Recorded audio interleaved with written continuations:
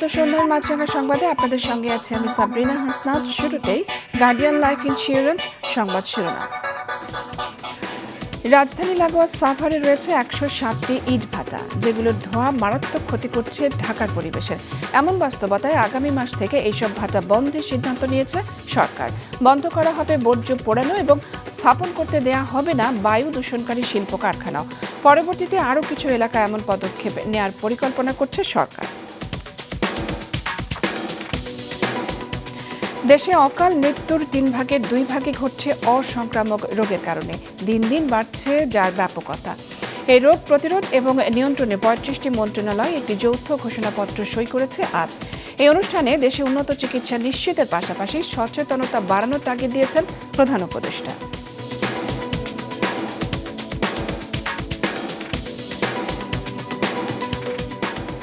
এবং ঢাকা বিশ্ববিদ্যালয় কেন্দ্রীয় ছাত্র সংসদ ডাকসু নির্বাচনে 28টি পদের জন্য মনোনয়নপত্র জমা পড়েছে 509টি, আর হল সংসদের জন্য জমা পড়েছে 498টি। মনোনয়নপত্র জমা দেওয়ার শেষ দিনে আজ প্যানেল ঘোষণা করেছে ছাত্রদল এবং যৌথভাবে 3 বাম সংগঠন। কোনো পক্ষকে সুবিধা দেওয়ার অভিযোগ নাকচ করেছে প্রশাসন।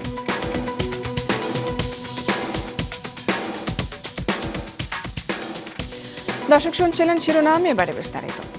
সেপ্টেম্বর মাস থেকে সাভার উপজেলায় কোনো ইটভাটা চলতে পারবে না।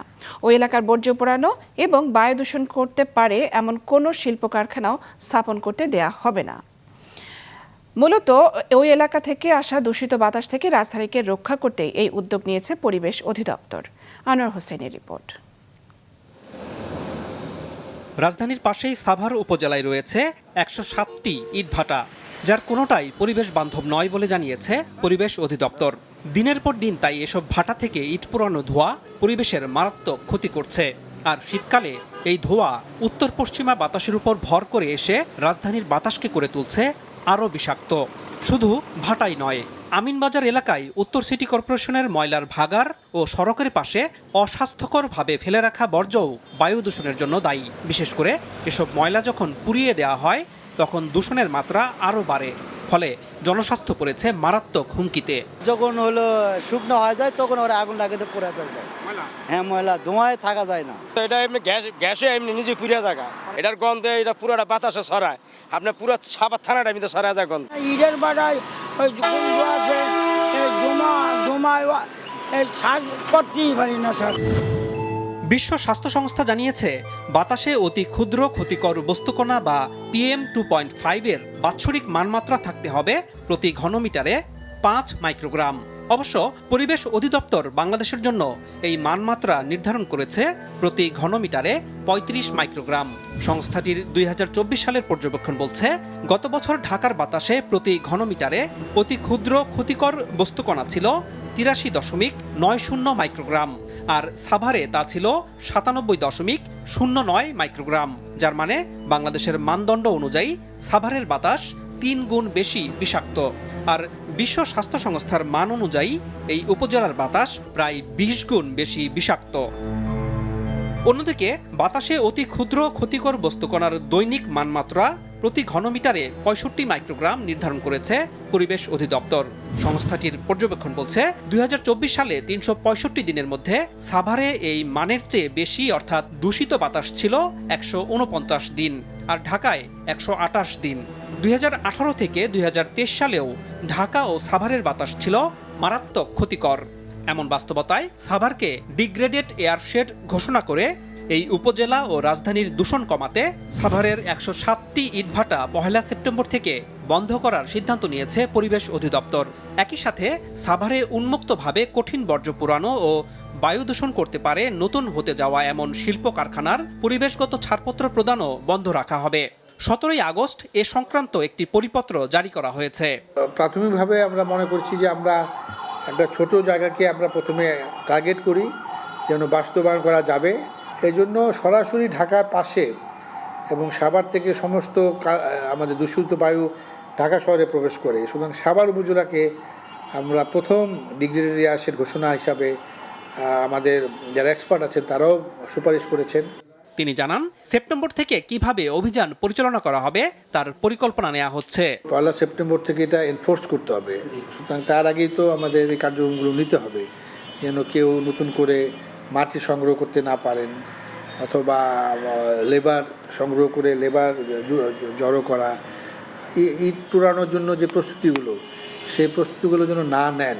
সেজন্যই তো আমরা এটা এই আগস্টেই এই প্রজ্ঞাপনটা দেওয়া হয়েছে এবং সবাইকে জানানো হয়েছে। পরিবেশ অধিদপ্তরের এমন উদ্যোগকে স্বাগত জানিয়েছে ইট প্রস্তুতকারক মালিক সমিতি। তবে ভাটা বন্ধের ক্ষেত্রে ক্ষতিপূরণের দাবি তুলেছে সংগঠনটি। জিগজাগ ইট ভাটা করতে গেলে মিনিমাম 1.5 কোটি টাকা লাগে একটা ব্রিকফিল্ড। তো সেক্ষেত্রে মানে যতগুলো ব্রিকফিল্ড আছে সেই ব্রিকফিল্ড অনুযায়ী এর কম্পেনসেশনের যে গভর্নমেন্ট সিস্টেম, সেই অনুযায়ী তো আমাকে ক্ষতিপূরণটা দিতে হবে। আমার ঘর ভাঙবেন, আপনি আমার ক্ষতিপূরণ দিবেন না? আপনার অনুমতি নিয়েই তো আমি ঘরটা করেছি। দেশে প্রথমবারের মতো সাভারকে ডিগ্রেডেড এয়ারশেড ঘোষণা করা হলো। এই উদ্যোগ বাস্তবায়ন করতে পারলে পরবর্তীতে ধামরাই, মানিকগঞ্জ, গাজীপুর সহ বিভিন্ন এলাকায় এই পদক্ষেপ নেয়ার পরিকল্পনা রয়েছে সরকারের। আনোয়ার হোসেন, মাছরাঙা সংবাদ, ঢাকা। দেশে অকাল মৃত্যুর 3 ভাগের 2 ভাগই ঘটছে অসংক্রামক রোগের কারণে। এটি প্রতিরোধে সরকারের 35টি মন্ত্রণালয় আজ একটি যৌথ ঘোষণাপত্রে সই করেছে। এই অনুষ্ঠানে বক্তৃতায় দেশে উন্নত চিকিৎসা নিশ্চিতের পাশাপাশি সচেতনতা বাড়ানোর তাগিদ দেন প্রধান উপদেষ্টা। টিকা এবং সচেতনতার মাধ্যমে সংক্রামক রোগ অনেকটাই নিয়ন্ত্রণে এলেও অনিয়ন্ত্রিত হয়ে পড়ছে অসংক্রামক রোগের ব্যাপকতা। বিশ্ব স্বাস্থ্য সংস্থার পরিসংখ্যান বলছে এদেশে মোট মৃত্যুর 71% হচ্ছে অসংক্রামক রোগে। বাংলাদেশ সহ সারা বিশ্বে খাদ্যাভ্যাস, ধূমপান, অ্যালকোহল, পরিবেশ দূষণ, ভেজাল খাদ্য গ্রহণ, অপর্যাপ্ত কায়িক পরিশ্রম সহ নানা কারণেই বাড়ছে কিডনি, ফুসফুস ও লিভার প্রদাহ, হৃদরোগ, ক্যান্সার, স্ট্রোক, ডায়াবেটিস, সিওপিডি ও শ্বাসকষ্টজনিত সমস্যার মতো অসংক্রামক রোগ। এই অসংক্রামক রোগ প্রতিরোধ এবং নিয়ন্ত্রণে প্রধান উপদেষ্টার তেজগাঁও কার্যালয়ের শাপলা হলে ডক্টর মোহাম্মদ ইউনূসের উপস্থিতিতে 35টি মন্ত্রণালয়ের একটি যৌথ ঘোষণাপত্র সই হয়েছে আজ। একটা নীরব ঘাতক আমাদের সামনে এসে দাঁড়িয়েছে, সেটা হলো অসংক্রামক রোগ। এটি এমন একটা বিপদ যা ধীরে ধীরে নিঃশব্দে আমাদের পরিবারকে আঘাত করছে, আমাদের কর্মক্ষম প্রজন্মকে দুর্বল করে দিচ্ছে, আমাদের অর্থনীতিকে ক্ষতিগ্রস্ত করে দিচ্ছে। এ সময় প্রধান উপদেষ্টা জানান, চিকিৎসা ব্যয় মেটাতে মানুষ সর্বশান্ত হওয়ার পাশাপাশি বিপুল অঙ্কের টাকা চলে যাচ্ছে বিদেশে। তাই দেশেই উন্নত চিকিৎসা নিশ্চিতের পাশাপাশি এই রোগ প্রতিরোধ ও প্রতিকারে সচেতন হওয়া জরুরি। এজন্য আজকের যৌথ ঘোষণাকে গুরুত্বপূর্ণ উল্লেখ করেন তিনি। অসংক্রামক রোগ হলে মানুষ উচ্চ চিকিৎসা ব্যয়ের মুখোমুখি হতে বাধ্য হয়। কোনো কোনো ক্ষেত্রে বিদেশ থেকে অতি উচ্চ মূল্যে চিকিৎসা নেওয়ারও প্রয়োজন হয়। আমাদের বিপুল অঙ্কের টাকা চলে যায় বিদেশে এইসব রোগের চিকিৎসা খাতে। অসংক্রামক রোগের চিকিৎসা ব্যবস্থাপনা যেমন উন্নত হওয়া জরুরি, তেমনি রোগগুলো যেন কম হয় অথবা একেবারেই না হয়, সেজন্য উপযুক্ত জনসচেতনতা এবং প্রতিরোধ এবং নিয়ন্ত্রণ ব্যবস্থা গড়ে তোলা দরকার। যৌথ ঘোষণা বাস্তবায়নে সরকারি বেসরকারি উদ্যোগের পাশাপাশি আঞ্চলিক ও বৈশ্বিক কারিগরি সহায়তা প্রয়োজন উল্লেখ করে বিশ্ব স্বাস্থ্য সংস্থা সহ অন্যদের এগিয়ে আসার আহ্বান জানান ডক্টর ইউনূস। যৌথ ঘোষণা বাস্তবায়নে সরকারের পাশাপাশি দরকার বেসরকারি উদ্যোগ, দরকার আঞ্চলিক ও বৈশ্বিক কারিগরি সহযোগিতা। আমি আশা করছি স্বাস্থ্যসেবা বিভাগ ও স্বাক্ষরকারী মন্ত্রণালয়গুলো সহযোগিতা করবে, বিশ্ব স্বাস্থ্য সংস্থার প্রয়োজনীয় সাপোর্ট দেবে।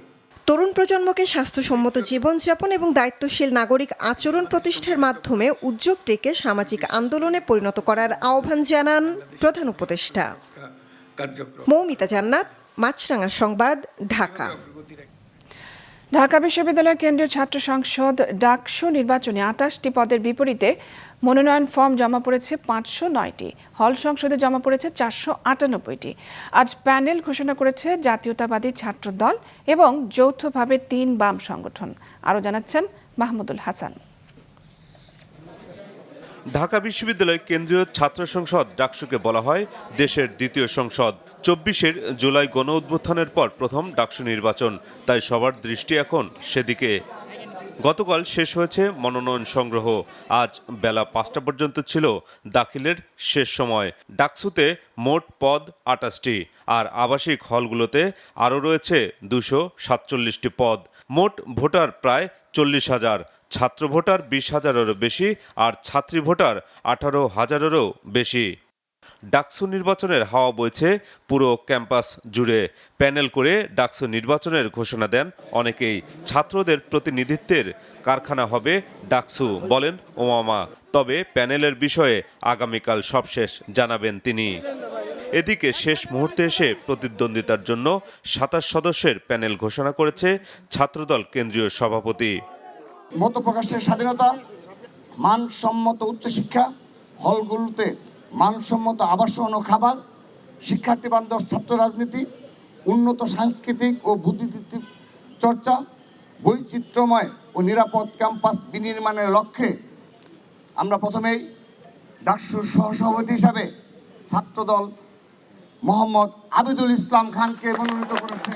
প্রার্থীরা তাদের প্রতিক্রিয়া জানান। 5 আগস্ট দাঁড়িয়ে চাংখার বলে যখন বলেছিলাম প্লিজ কেউ কাউকে ছেড়ে যায় না, সেদিন উপস্থিত ছাত্র জনতা কেউ ছেড়ে যায় নাই। বাচ্চা বাচ্চা ছেলেরা রক্ত দিয়ে এই অঙ্গীকার ধরে রেখেছিল। আজকে তাদের এই রক্তের বিনিময়ে অপরাজয় বাংলার পাদদেশে দাঁড়িয়ে একটি গণতান্ত্রিক বাংলাদেশ বিনির্মাণের সূচনা শুরু হয়েছে। এদিকে রিটার্নিং অফিসার বলেন, নির্বাচনে কোনো প্রভাব বা ক্ষমতা ব্যবহারের প্রয়োগ দেখছেন না। এখানে আমরা কোন দল বাইরে কি করলো না করলো সেটা তাদের দলীয় গ্রুপের ইস্যু, এবং এটা বাইরে থাকাটাই স্বাভাবিক। কিন্তু ডাকসুতে যখন তারা আসতেছে, তারা এক একজন বৈধ ছাত্রছাত্রী তারা ইলেকশন করবে। আগামীকাল বৃহস্পতিবার খসড়া প্রার্থী প্রকাশ করবে নির্বাচন কমিশন। 25 আগস্ট প্রার্থিতা প্রত্যাহারের শেষ সময়, আর 26 আগস্ট চূড়ান্ত প্রার্থী তালিকা প্রকাশ করবে প্রশাসন। মাহমুদুল হাসান, মাছরাঙা সংবাদ, ঢাকা। পদোন্নতি বঞ্চিত অবসরপ্রাপ্ত সরকারি কর্মকর্তাদের আবেদন পর্যালোচনা কমিটির দ্বিতীয় পর্যায়ের প্রতিবেদন প্রধান উপদেষ্টার কাছে জমা দিয়েছে এই সংক্রান্ত পর্যালোচনা কমিটি। প্রশাসন ক্যাডারের পর এবারে অন্যান্য ক্যাডারে 78 জন অবসরপ্রাপ্ত কর্মকর্তাকে ভূতাপেক্ষ পদোন্নতির সুপারিশ করেছে কমিটি। আজ প্রধান উপদেষ্টার কাছে তার কার্যালয়ে এই প্রতিবেদন জমা দেন কমিটির আহ্বায়ক সাবেক অর্থ সচিব জাকির আহমেদ খান। যাদের পদোন্নতির সুপারিশ করা হয়েছে তাদের মধ্যে গ্রেড 1 পদে 12 জন, গ্রেড 2 পদে 32 জন এবং গ্রেড 3 পদে 34 জন কর্মকর্তা রয়েছেন। এটি কমিটির দ্বিতীয় প্রতিবেদন।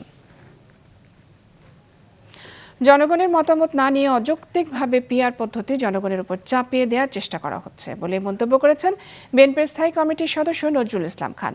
দুপুরে বিএনপির 47তম প্রতিষ্ঠাবার্ষিকী উপলক্ষে যৌথ সভা শেষে দলের কেন্দ্রীয় কার্যালয় নয়াপল্টনে সপ্তাহব্যাপী কর্মসূচি ঘোষণা করা হয়। জানানো হয়, আগামী 31শে আগস্ট ইঞ্জিনিয়ার্স ইনস্টিটিউশন মিলনায়তনে প্রতিষ্ঠাবার্ষিকী উপলক্ষে আলোচনা সভা অনুষ্ঠিত হবে। 1 সেপ্টেম্বর সকল দলীয় কার্যালয়ে দলীয় পতাকা উত্তোলন, বিএনপির প্রতিষ্ঠাতার সমাধিতে শ্রদ্ধা নিবেদন এবং মহানগর ও জেলা পর্যায়ে র্যালি অনুষ্ঠিত হবে। 2 সেপ্টেম্বর কেন্দ্রীয়ভাবে নয়াপল্টন থেকে বর্ণাঢ্য র্যালি বের করা হবে। সংবাদ সম্মেলনে বিএনপির স্থায়ী কমিটির সদস্য নজরুল ইসলাম খান বলেন, সব দল পিআর পদ্ধতি যদি মেনেও নেয়, তারপরও সংবিধান সংশোধন না হওয়া পর্যন্ত পিআর পদ্ধতিতে নির্বাচন সম্ভব নয়।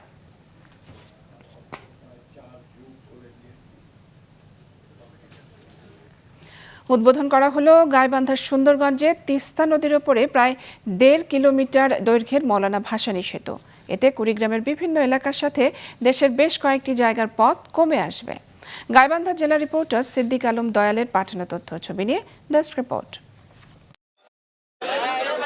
দুপুরে উত্তরাঞ্চলের মানুষের বহুল প্রতীক্ষিত মৌলানা ভাসানী সেতুটি উদ্বোধন করেন স্থানীয় সরকার, পল্লী উন্নয়ন ও সমবায় মন্ত্রণালয়ের উপদেষ্টা।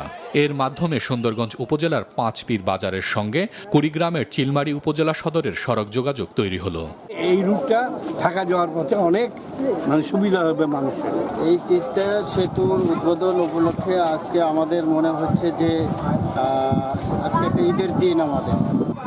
এর ফলে গাইবান্ধার সঙ্গে কুড়িগ্রামের দূরত্ব কমেছে 40 থেকে 60 কিলোমিটার। ঢাকার সঙ্গে চিলমারির দূরত্ব কমেছে 135 কিলোমিটার। এতে খুশি ওই এলাকার সাধারণ মানুষ। আগে আমরা কুড়িগ্রাম গেলে ওদিকে প্রায় 100 কিলোমিটার ঘুরে আমরা ওই পাশে যেতাম, এখন আমাদের পাশে 8-10 কিলোমিটারের ভিতরে আমরা এদিক দিয়ে যাতায়াতের জন্য সুবিধা হলো আমাদের। ওই পারে যেতে পারি নাই, এখন ওই পারের মানুষ এই পারে আসতে পারবে, আমরাও পাশে যেতে পারবো, আমাদেরও অনেক উপকার হবে। সেতুটি চালু হওয়ায় স্বল্প সময় ও স্বল্প খরচে শিল্প ও কৃষিজাত পণ্য পৌঁছে যাবে রাজধানী ঢাকাসহ বিভিন্ন এলাকায়। স্থানীয়রা আশা করছেন এতে ওই অঞ্চলের শিক্ষা ব্যবস্থার উন্নয়ন ও প্রসার ঘটবে। ছোট ও মাঝারি কলকারখানা প্রতিষ্ঠার সুযোগ তৈরি হবে। এলাকার দরিদ্র জনগোষ্ঠীর জন্য স্বল্প ও দীর্ঘমেয়াদী কর্মসংস্থানের সুযোগ সৃষ্টি হবে পর্যটন খাতেও। কৃষি পণ্য সহজে পরিবহন করতে পারবে, যার কারণে এবং অত্র অঞ্চলের শিক্ষার্থীরাও এখন বিভিন্ন জায়গায় গিয়ে সহজে যেতে পারবে এবং বিভিন্ন বিশ্ববিদ্যালয় সহ বিভিন্ন শিক্ষা প্রতিষ্ঠানে তারা লেখাপড়া করতে পারবে। তিস্তা ব্রিজ দেখার জন্য মানুষ আসছে এবং এখানে একটা পর্যটনের মতন এলাকা হয়ে গেছে। এই তিস্তা ব্রিজ হওয়ার কারণে নদী ভাঙ্গন প্রধানত রোধ হয়েছে। নদী ভাঙ্গন রোধ হওয়ার কারণে তিস্তা পাড়ের মানুষগুলো যারা বিভিন্ন এখানে ছোটাছুটি করতো বা বিভিন্ন এখানে যাইতো, তারা আবার এখানে ব্যাক করছে, মানে ফিরে আসছে। বাংলাদেশ সরকার সৌদি ফান্ড ফর ডেভেলপমেন্ট এবং ওপেন ফান্ড ফর ইন্টারন্যাশনাল ডেভেলপমেন্টের অর্থায়নে 2021 সালে সেতুটির নির্মাণ কাজ শুরু হয়। 1490 কিলোমিটার দৈর্ঘ্য ও 9.6 মিটার প্রস্থের 2 লেনের এই সেতু বানাতে খরচ হয়েছে 925 কোটি টাকা। হাসান মেহেদি, মাছরাঙা নিউজ ডেস্ক। গেল এক বছরে দেশে বৈধ পথে প্রবাসী আয় আসা 24% বৃদ্ধি পেয়েছে বলে জানিয়েছেন প্রবাসী কল্যাণ ও বৈদেশিক কর্মসংস্থান মন্ত্রণালয়ের উপদেষ্টা ডক্টর আসিফ নজরুল। বিকেলে মন্ত্রণালয়ের সংবাদ সম্মেলনে তিনি আরও জানান, কর্মী পাঠাতে প্রথমবারের মতো সরকারি উদ্যোগে একটি অনলাইন প্ল্যাটফর্ম করা হয়েছে। এতে বিদেশে যেতে খরচ এবং প্রতারণা কমবে। মালয়েশিয়ার শ্রমবাজার পুনরায় চালু করতে সরকার চেষ্টা করছে।